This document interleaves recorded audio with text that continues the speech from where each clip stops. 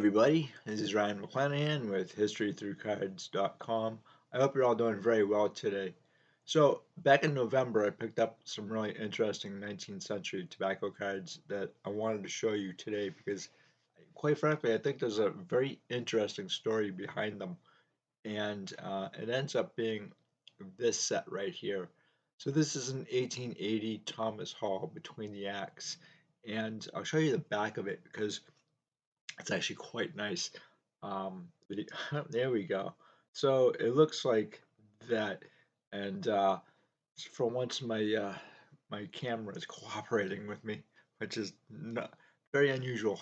Anyway, um, the design is really fantastic, at least in my opinion, and um, the reason why I wanted one of these so badly for my collection was that this happens to be the very first tobacco card issued.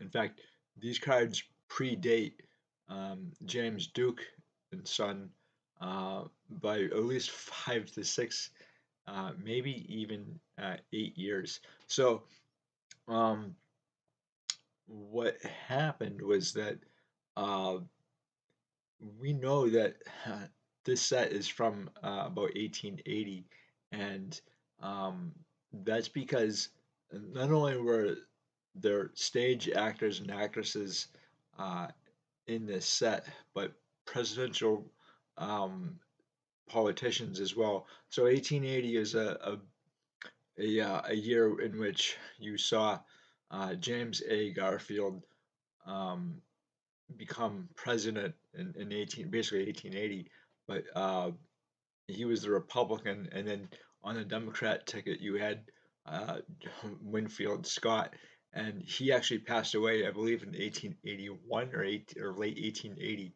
um, and so he's Winfield Scott is actually on one of these cards. Same with Chester A. Arthur, yeah, and then uh, Garfield is also on one of these cards, and I believe the vice president of Scott as well, and I forget his name off the top of my head, but um, all those people are on one of these cards, so we can connect the dots with the uh, with the way that the card appears as a design.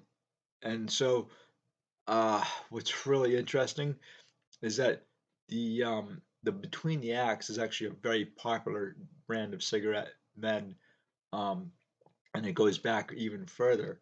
So, um, Thomas Hall was actually the first uh, card manufacturer of tobacco cards in the United States that we know of.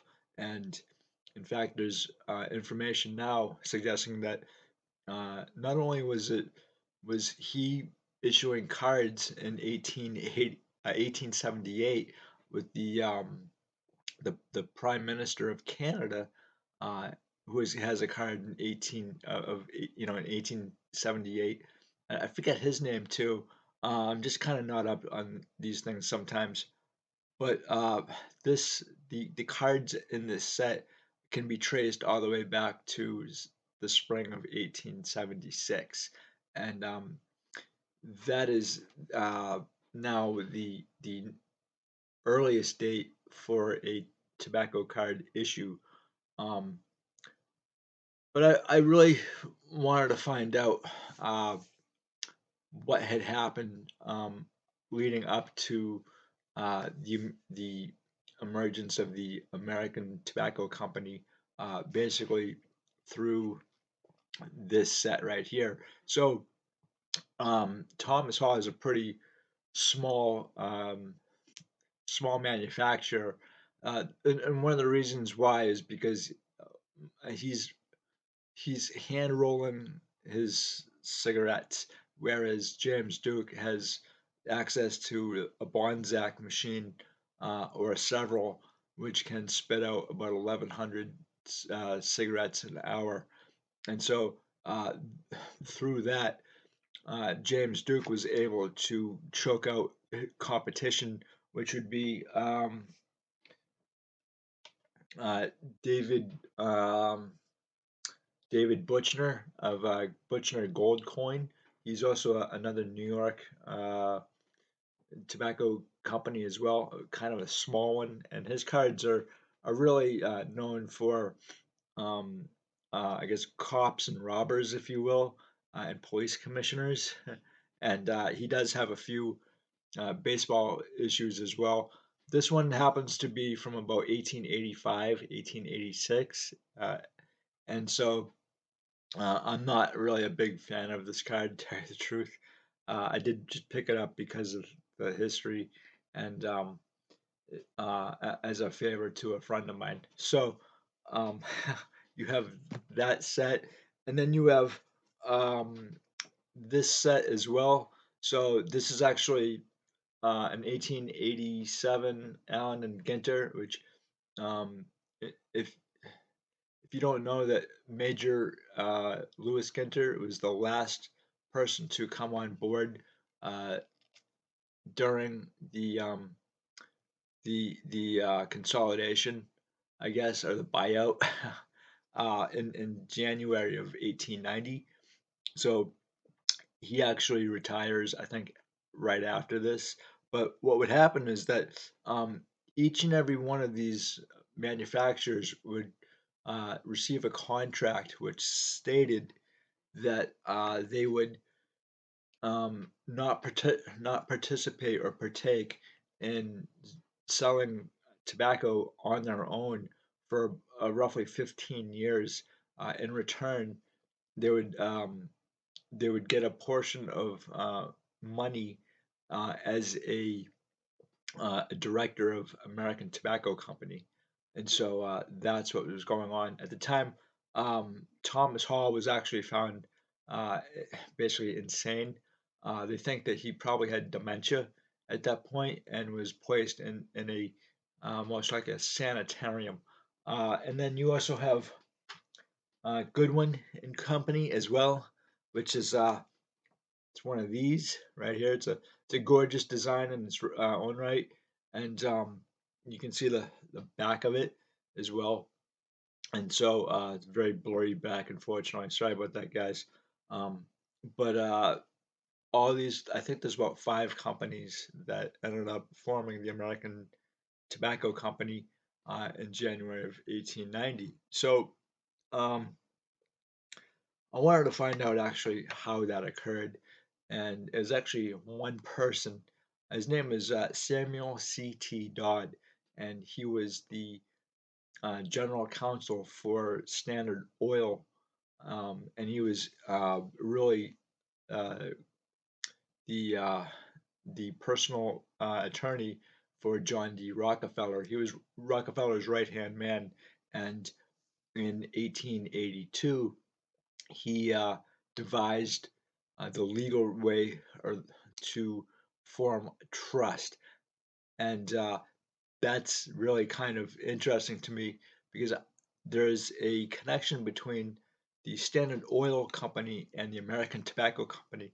And at first, I didn't really understand what that was, but I I found a book online that it's this right here. So this is uh, the report of the Commissioner of Corporations on Tobacco Industry, and I've used this book in a lot of my research.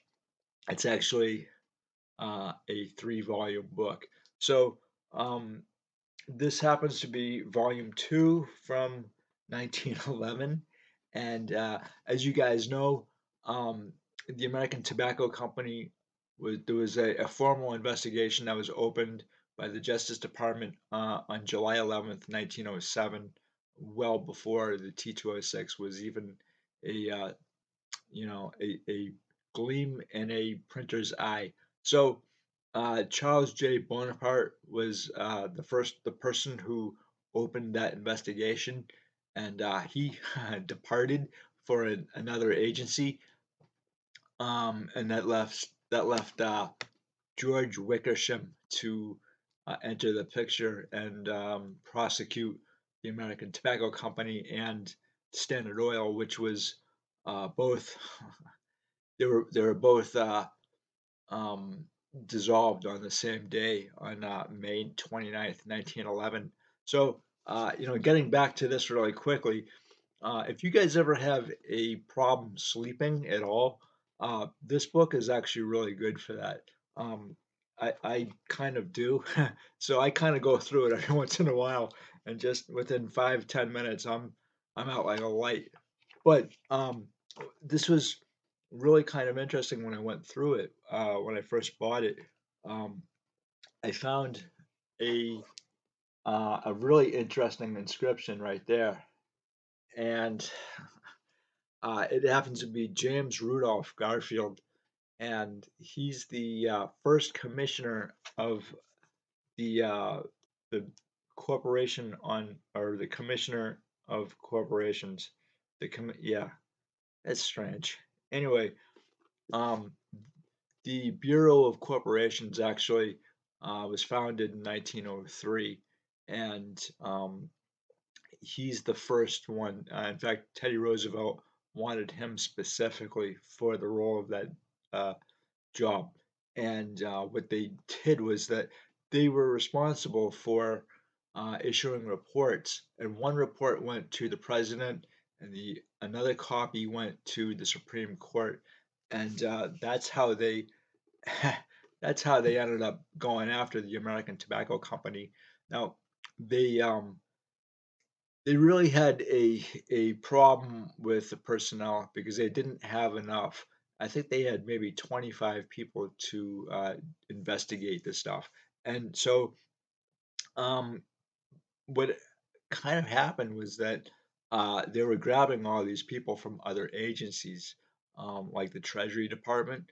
And so um, Garfield Garfield actually left. I believe in 1907. He left the bureau, and they hired um, Herbert Knox Smith to uh, to do all this stuff, and it was Smith who wrote the majority of the reports. And then he left again, and Smith did in like 1912, and and somebody else was brought on board to finish the last. I think Davies was the last one to write the third report, and so I've read just way too much of this stuff. But getting back to Samuel Dodd, I found his Irish sports page in 1906, and I wanted to kind of share that with you, and kind of like what you're gonna find really interesting. I think, at least I did, was the way that the reporters wrote, and I think they may have actually spoken or written the obituary the way they spoke. So um, you might find it very flowery, as I did, and I was just thinking, like, who writes like this? It's very weird to me, and you know, as a journalist, I can't imagine actually writing in this style. I know they did it back in the 19th century and the early 20th century, but um, this is really one of the reasons why I hate reading articles from, like, say, the 1870s and 1880s and 1890s, just because it's really kind of difficult to get through. But you might find this really interesting. Um, a lot of this is stuff that's not really talked about in the hobby, and one reason why is probably because it, it could make you fall asleep, as it has me on several occasions. But the other thing too is Jefferson Burdick really kind of he was really the first one to research all of this stuff, and over time, I think what was happening was that you have a lot of publications that were in print, and just kind of they never got I guess kept is probably the best word. Um, you have publications that are all over the place, like hobby publications, um, and so Burdick really kind of was the first one to research the stuff, and then when it disappeared, um, when I was a kid, I used to go into card shops and I would hear stories about Jefferson Burdick and stuff like players from like the dead ball era, and I wanted to learn more, but the problem was where to go? Where was this stuff? Where was this information? It wasn't anywhere, or at least nothing that I could find. And then when I went to the library, uh, good luck there because where do you start, right? So um, I'm kind of trying to fill in the missing pieces again, and I think every generation kind of does this as well.